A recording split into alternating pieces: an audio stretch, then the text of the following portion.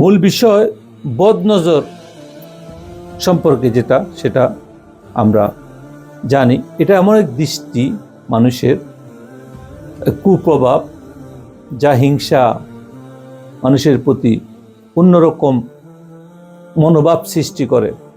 এটি কোনো মানুষের সম্পদ, সৌন্দর্য, সন্তানের উপর বা জীবনের উপর পড়তে পারে, এবং কি এমন অসুস্থ হয় যেটা মানুষকে মৃত্যুর মুখে পর্যন্ত ঠেলে দিতে পারে।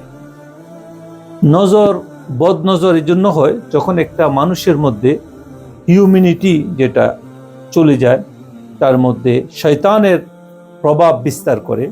অনেক সময় দেখা যায় প্রতি ধার্মিক মানুষ ভিতর থেকে তার মধ্যে জিলাস, হিংসা, বিভিন্ন পাপ কাজ করে, আরেকজনের ভালো তার সহ্য হয় না, তখন তার মধ্যে এই এবিল আই বলা হয় এটাকে।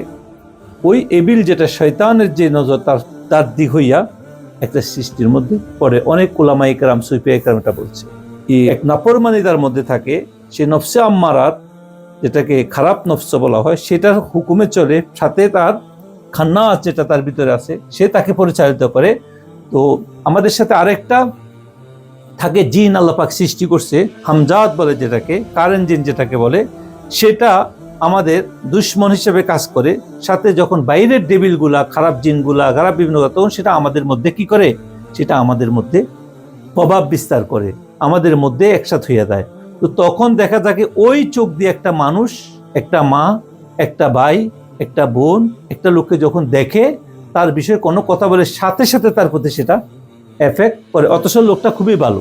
কোরআনে কারীমের একটা আয়াত নিয়ে মুফাসসিরিন বলে, এটা হলো নজরের উপর করা। এটা সূরা কলমের 51 নম্বর আয়াতে আল্লাহ পাক বলতেছেন, ওয়া ইন ইয়াকাদুল্লাযীনা কাফারু, এটা আখির পর্যন্ত আয়াতটা। এখানে আল্লাহ পাক বলতেছেন যে কাফেররা যখন কোরআনকে শুনে, লা ইউযলিকুনাকা বিআবসারিহিম লাম্মা সামিউয, বলতেছে তারা যখন কোরআন শুনে, তখন তারা তাদের তীক্ষ্ণ দৃষ্টি দিয়ে, তারা মানে করে থাকে, তীক্ষ্ণ দৃষ্টি দিয়ে তারা যেন আপনাকে আসাদ দিয়ে ফেলে দিতে চায়, মানে ধাক্কায় যেরকম এমন ভাবে করে যেন আপনাকে ফেলে দিতে চায়।